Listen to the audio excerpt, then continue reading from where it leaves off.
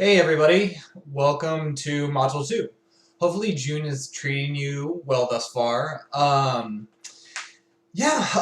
We are obviously about to kick off our second week.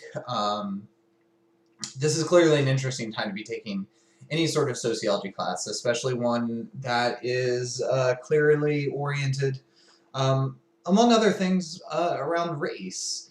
Um, One of the things that I really do hope you as educators do is think about a lot of the issues that we're kind of tackling as a society right now holistically. And when I say thinking of these things holistically, what I mean is looking at them as interconnected. I mean, that's one of the bedrock assumptions of sociology is that everything is ultimately connected. And what happens in society, wherever it may happen, ends up having a butterfly effect later on down the road in another part of society. And so I don't want you to view the kind of issues we're talking about when it comes to systemic racism as necessarily confined to policing or confined to one specific social institution. In all honesty, that's never been the case. A lot of the problems that we're wrestling with today, education has contributed to. Education as an institution has a lot of room to improve in a lot of different areas, and I think you should always view your field with a critical eye. But one of those areas in which there's still much room for improvement is racial equality. And we've made progress, but I don't think that there is an endpoint. It's hard to. It's probably not a good idea to think of progress as having an endpoint. It's something that throughout the course of my life, your life, we're always going to be striving to make our society better, our society more equal, and that certainly doesn't exclude education. In fact, that especially includes education. Education is supposed to be ideally the great equalizer in our society. And when I say equalizer, I mean in regards to gender, race, sexuality, socioeconomic status, in regards to every dimension of difference, it is education that's supposed to make us more equal. The problem is, oftentimes, when education doesn't do its job right, it can exacerbate those inequalities.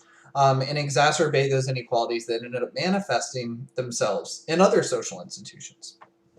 So, obviously, this module this week is principally about race. So you have less reading this week. Like I said, the most reading you will have this semester was last week, in which you read the entire book, Pedagogy of the Oppressed. This week has 2 articles and a documentary. The documentary is about an hour long. Now, the first article, the foundation of racial disparities, in education in Virginia, gives some historical context on segregation in the state of Virginia. I mean, it obviously, it comes amidst the backdrop of segregation in the United States more generally. But I really did try and pick at least a couple of things for this module that were very, very Virginia specific. Now, one of the things I really like about the Brun, Bevel, and Bird article, and why I've actually used it in other classes, is because it does an excellent job of providing kind of historical context and gives you a idea about the long struggle with school segregation in the state of Virginia in particular. Now, naturally, segregation, particularly segregation in schools, has been a big part of U.S. history. It was a big part of the civil rights movement. But in Virginia especially, there is a unique, storied, and difficult history with school segregation. And so this article gives that historical backdrop, but then it segues into where we are today in terms of educational inequality along the lines of race. And it attempts to connect the two. Now, the Locked Out documentary, which is also in the module, this actually comes from the University of Virginia. I think it aired on Virginia local PBS some time ago. This gives a even more in-depth look at Virginia's history with segregation in schooling. It gives an in-depth look at the notion of radical resistance to segregation, which was a big part of Virginia's history in the 20th century. And it goes into a little bit more depth about the politics surrounding segregation, even more than the Brun, Bevel, and Bird article does. So I hope with these two resources, those give you adequate historical context about how we got to where we are today regarding racial inequality in schooling. Now, the other article is the Morrison Perry article. That is called The Punishment Gap. And this is actually an article that created a pretty big stir in the sociology of education. It is a systematic analysis of the differential treatment that children of color and white children receive when it comes to punishment. And the short version is that children of color receive more severe and more frequent punishment in schools, and that ends up translating to impediments to education. This is what's going to be the crux of your discussion board, is discussing this article and discussing ways in which this kind of inequality when it comes to punishment, at least theoretically could be avoided. What are things we can do to remedy this sort of thing? But this is one particular area of this module where I want you to think very, very holistically, because like I said, everything is connected, and ultimately inequality when it comes to punishment in schools translates into inequality when it comes to achievements in schools, and inequality when it comes to achievements in schools ends up translating to inequality when it comes to earnings later in life, and a whole bunch of other really substantial elements of people's lives as they grow older. So I want you to think about the way that the kind of inequality that is discussed in the Morrison Perry article is not something that begins and ends in the classroom or in a principal's office. How it has downstream impacts down the road. And so, bear that in mind, because, these kind of things, that happen in schools, especially when it comes to discipline, it can be very easy to dismiss as, uniquely a school problem, or uniquely a problem that only affects kids, when they're in trouble during their school years, but it really doesn't. Everything is interconnected. And with that in mind, these sorts of issues of inequality that may seem small and parochial to schools end up having a big influence writ large in people's lives. Now, one of the terms that you've probably heard a lot over the course of the past week is structural racism or structural discrimination. Now, for those of you who had me in SOCL 314, you've probably heard this explanation of what structural racism or structural discrimination is. But most of you have not had me, so I'll go ahead and give it again. Structural racism is really best understood in contrast with its sister concept, institutional racism or institutional discrimination. Institutional racism or discrimination is when a social institution or government has an explicit policy that is meant to treat a certain race differently, generally treat a certain race worse in some way.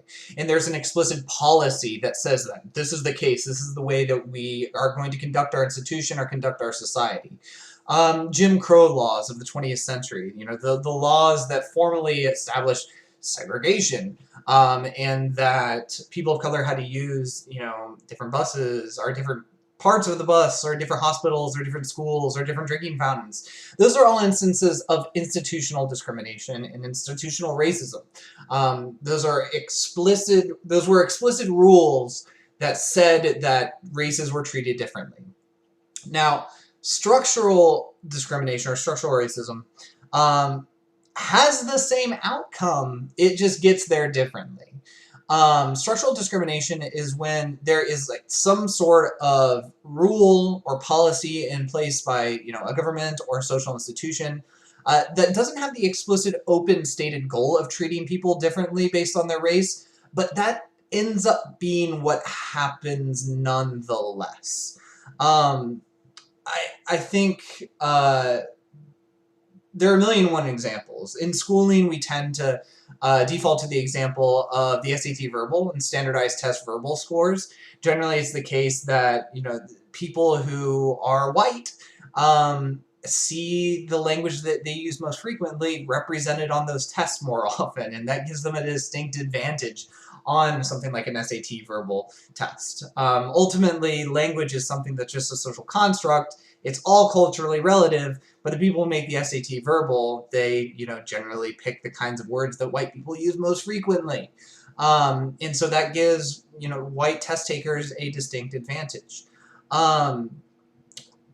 One other thing that is relevant to school, but it's also relevant to workplaces generally, is appearance.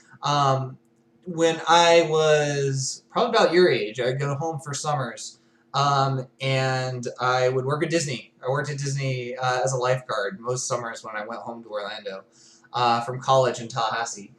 And back in the day, this was about the mid-2000s, Disney used to have a really strict policy when it came to appearance. They still do, but they've loosened a lot of them because they were accused of, in the late 2000s, of structural discrimination against minorities. And one of the accusations was oriented around the fact that most forms of the popular black hairstyles were not part of Disney dress code, were dress code or appearance code violations for Disney. And, just the natural state of, an African-American woman's hair would be considered an appearance code violation where I worked at Coronado Springs and Disney. And in order to not be in violation, for instance, an African-American woman would have to put a lot of effort into changing their appearance, early in the morning. And that effectively meant more work. Whereas, like, if you're a man or if you're somebody who has relatively straight hair, it was a lot less work to keep up with the appearance code at Disney. Now, the appearance code at Disney, I know for a fact, didn't explicitly say that it was attempting to discriminate against people of color who have different hair texture than white people. But that's inevitably what happened. It inevitably is the case if you say that most black hairstyles are quote unquote unprofessional, and you make people change that. That means that there's one race that ends up having to put a lot more effort into their appearance in the morning, and one that does not. There ends up being differential treatment, even if that differential treatment was not intended to be the case in the policy. And that is the nature of structural discrimination. Now, another instance of structural discrimination is when a institution leaves open opportunities for people to indulge their biases in ways that cause differential treatment. Obviously, if it is the case that, in a police department, if a racist police officer is able to, indulge their biases against people of color and treat them differently, then that is an instance of structural discrimination because there wasn't enough oversight within, that social institution to weed out that person or at least not allow them to indulge their racial biases. But the exact same thing happens in schools. Teachers can have racial biases as well. And working within an institution that doesn't necessarily keep those biases in check, that can manifest as a form of structural racism or structural discrimination that ends up causing differential treatment. Now, actually, I've been banting about racism and discrimination kind of interchangeably. Should go ahead and tell you they're not completely interchangeable concepts. Racism is the ideology that one race is superior or inferior to another, whereas discrimination is the actual act of treating people differently based on their race or whatever sort of dimension of difference somebody may be taken into account. Now, they get batted about interchangeably because, they're inherently linked. Oftentimes, the motivation for discrimination is racism. Not all the time. There can be discrimination, structural discrimination especially, that isn't rooted in racism, it's just rooted in ignorance or complete oversight or maybe even incompetence. But, the important thing to note is that whether it be in schools or in policing or in city government or in healthcare or whatever, the impact of structural discrimination is the same no matter what the intention was in the first place. It really doesn't matter when people are getting different social outcomes. So I want you to discuss, particularly with the punishment gap article in mind, how you think schools can theoretically get around the kind of inequality and discipline that is discussed in that article. And so, think critically, think creatively. Obviously, there's not one right answer, but I just kind of want you to brainstorm. I think it would probably be good if it's the case that you could mention, something that you could actually do in a classroom. Y'all are future teachers. But if you want to kind of like play make-believe, like you have ultimate power, like you're the, let's say you're the superintendent of the school district or something like that, feel free to do that as well. But I do actually think it would probably be good to try and keep these as grounded as possible. Just because, yeah, like I said, you are going to be in a classroom at some point. And so if you can, discuss things that are actually possible in a classroom environment and something that is actionable by a teacher, that would be ideal. Now, the introspective activity is down here. This actually involves something called the UVA racial dot map. I actually end up using the racial dot map in most classes just because it's a wonderful teaching tool. And it's really good at illustrating what is called de facto segregation. Now, de facto segregation is another concept that if you've had me in 314, you know. But I'll go and explain. And it also is something that is best explained in relation to a sister concept. So during the time of Jim Crow, during the time of formal segregation, there was what was called de jure segregation. This was a legal term for states being able to segregate people based on their race at the pleasure of the state. If a state wanted to say that, people of color go to one hospital and white people go to another hospital, the state was able to say that and do that, and it was perfectly legal. That was de jure segregation. Now, as you'll learn, you probably already know, but as will be brought up again in the documentary you're going to watch, Brown v. the Board of Education was the Supreme Court decision that formally ended de jure segregation in the 1950s. There's a long struggle to implement that decision, as you will learn in the article and the documentary. But since that point, it has, been illegal for a state or a government to implement formal segregation. That does not mean segregation does not still exist. It does. And the racial dot map does a really good job of illustrating this. Now, the racial dot map comes from the last census, the 2020 census, which there's a new census this year. Reminder, do your census. But every person who took the census in 2010, which is basically everybody in the country, that's the whole purpose of a census, there's about 300 million, is represented on here by a dot. Thus, there are 300 million some odd dots on this map, and each dot is color-coded by the respondent's reported race. And by doing that really, really simple thing, something sociologically we call spot mapping, you can see the degree to which we are still segregated as a society, despite the fact that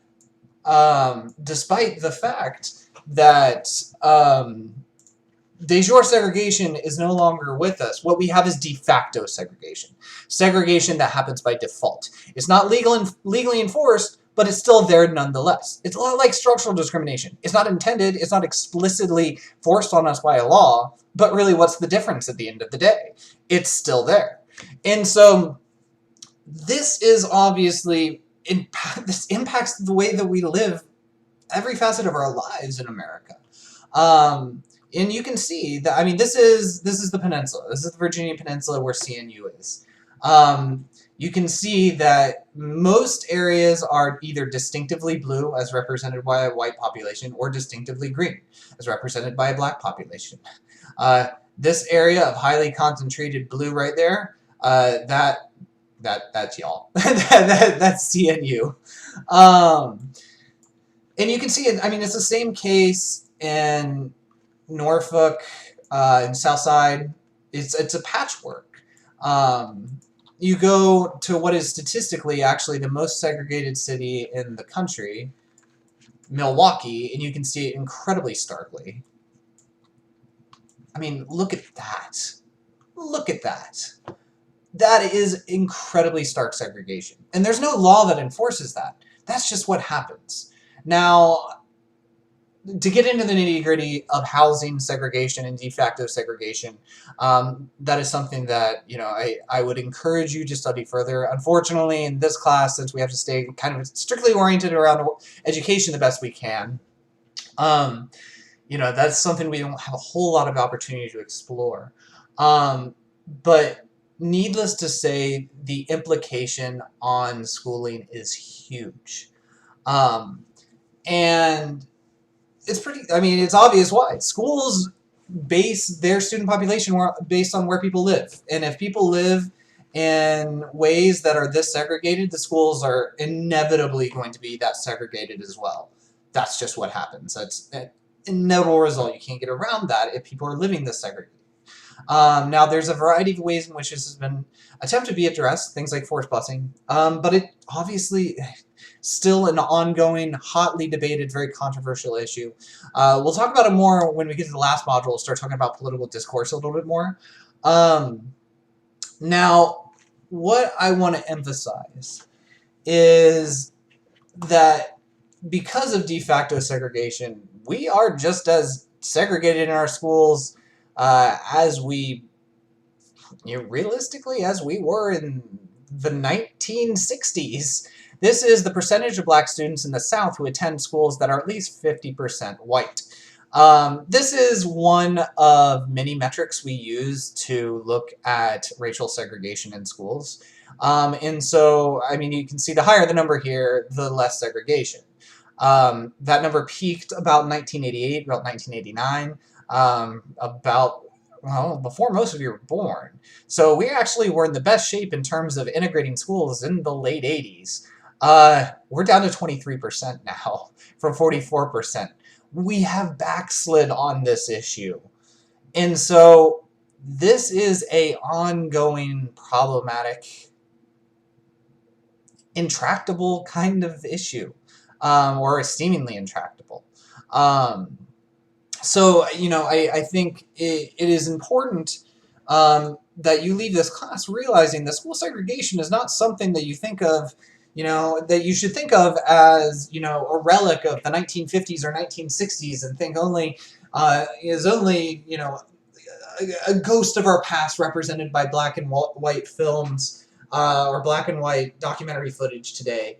No, racial segregation in schooling is still very prevalent as a result of de facto segregation, and beyond that, it's actually gotten worse in our lifetimes rather than better.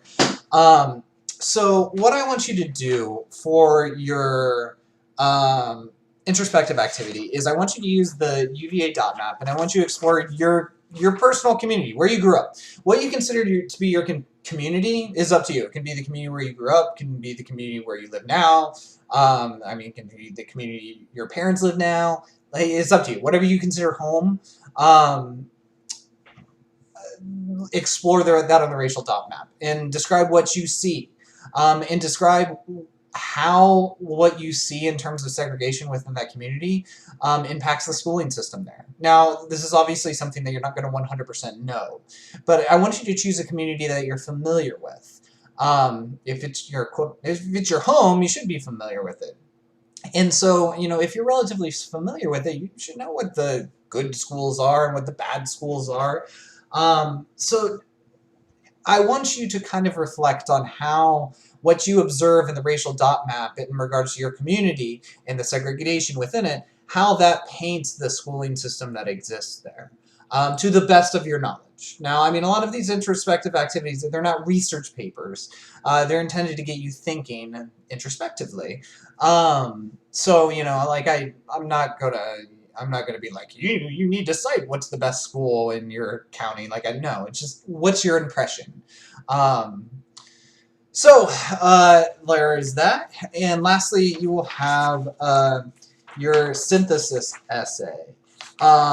What I want you to do there is synthesize, especially the Locked Out documentary and the Bun Bevel and Bird article about the foundation of racial disparities, specifically in Virginia, and connect Virginia's past to Virginia's present. The documentary will give a lot of historic context, and then the Bun Bevel and Bird article gives some more historic context, but it also kind of links that to today.